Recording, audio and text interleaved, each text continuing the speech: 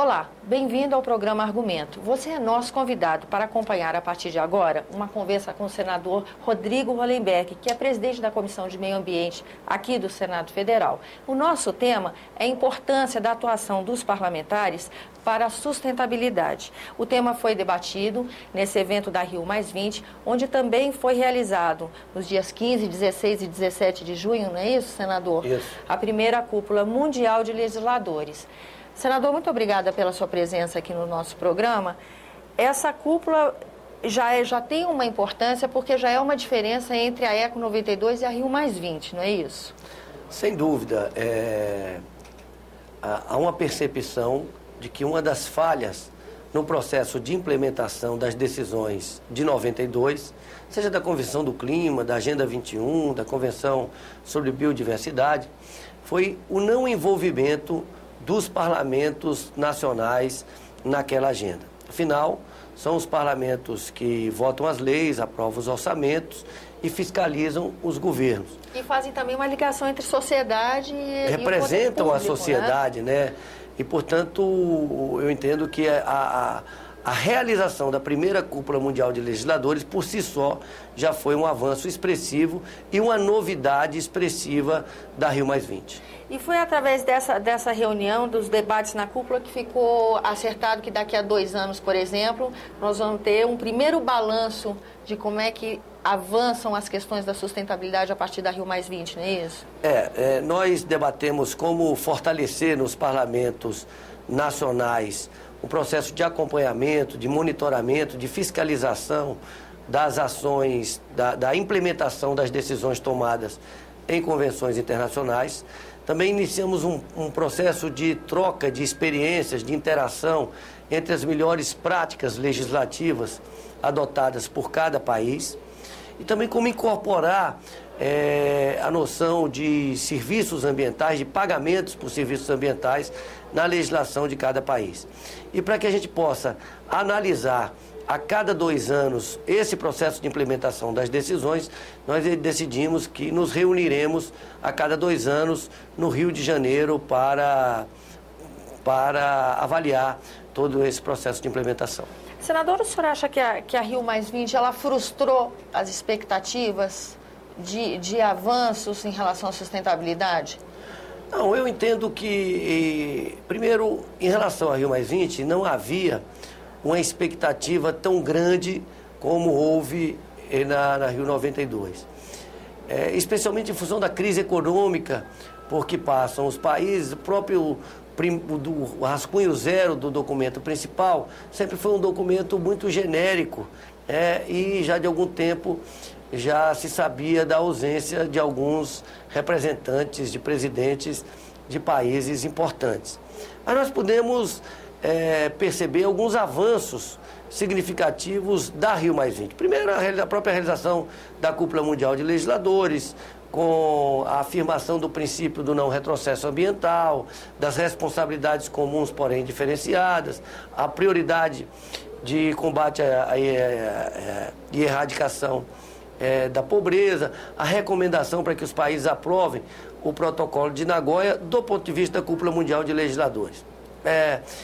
Em relação à Rio+20, propriamente dito, a grande mobilização mundial, da opinião pública mundial, da sociedade civil mundial, que sem dúvida vai pressionar os governos, vai pressionar os parlamentos no sentido de avançar numa agenda de desenvolvimento sustentável.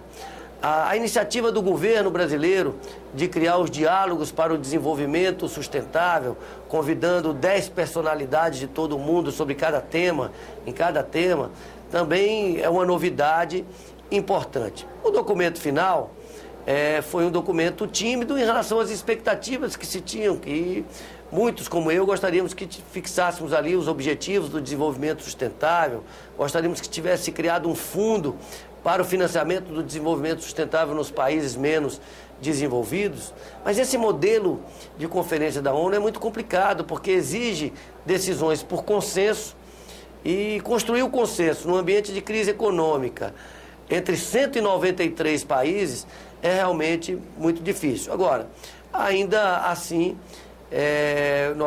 no documento final, reafirma as responsabilidades comuns, porém diferenciadas, reafirma a prioridade de erradicação da pobreza e abre um processo de negociação para a construção dos objetivos do desenvolvimento sustentável até 2015. Eu diria que poderíamos ter dado passos maiores e mais firmes, poderíamos, mas acredito que demos um passo menor, mas ainda assim é um avanço no processo de mobilização em torno dos temas do desenvolvimento sustentável. E esse avanço de conceitos e debates, eu acho que é bem importante, porque se a gente compara a Eco 92 com o Rio+20, a gente vê, por exemplo, que a discussão do meio ambiente já se faz com viés econômico, de justiça social, não é isso? Não é só a ecologia em si, mas já integrada numa possibilidade de efetivação disso, né? Eu digo mais, os resultados de uma conferência dessa, nós só vamos sentir efetivamente daqui a alguns anos, em função das atitudes que os chefes de Estado, os chefes de governo, os parlamentos nacionais tomarem em função dessa nova perspectiva. O que é fato é que está se ampliando uma consciência global de que temos que incorporar efetivamente o meio ambiente como um ativo fundamental para o desenvolvimento dos países. A própria pesquisa recentemente divulgada pelo Senado Federal demonstra como a população atribui valor cada vez maior e mais importante às questões ambientais, entendendo inclusive que a preservação da natureza é fundamental para a promoção do desenvolvimento econômico no futuro. Isso é um ganho desse processo de mobilização e eu não tenho dúvida que no caso brasileiro, tanto a discussão da revisão do Código Florestal, que envolveu muito a população, produziu muitas matérias na mídia, como também a realização da Rio+20, tem contribuído para ampliar a consciência nacional em relação aos temas ligados ao meio ambiente. A gente viu nesse encontro, muito mais do que há 20 anos atrás, uma articulação, a sociedade muito mais bem articulada, né, senador? E agora, essa estruturação da atuação parlamentar em 85 países, qual a expectativa do senhor? Como é que isso reverbera? Em quanto tempo a gente começa a ver a diferença que isso vai fazendo? Na minha opinião, essa é a grande conquista da Rio+20. É o fortalecimento da sociedade civil, é o fortalecimento de uma consciência global e o poder que essa sociedade civil exercerá no sentido de pressionar governos, parlamentos, no sentido de avançar uma agenda ambiental. Eu penso que este é o grande legado. E agora, no ponto de vista nacional, nós temos que buscar construir convergências nacionais que possam fazer com que o Brasil efetivamente inaugure, e o Brasil tem todas as condições para isso, um novo modelo de desenvolvimento em que a questão ambiental ela seja um ativo indispensável.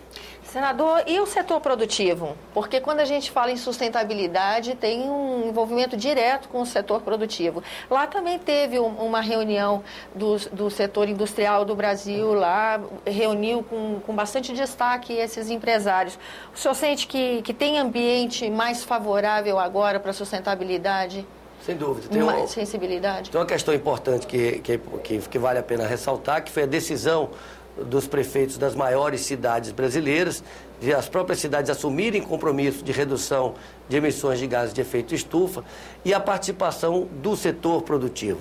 Eu diria que até as discussões sobre economia verde, sobre sustentabilidade, abrem um horizonte enorme de negócios, de oportunidades de negócios sustentáveis, ou seja, a população cada vez mais será exigente e cada vez mais buscará um consumo sustentável. E isso abre oportunidade. E aqueles segmentos do setor produtivo que estiverem antenados com esse sentimento da população, certamente avançarão mais que os outros.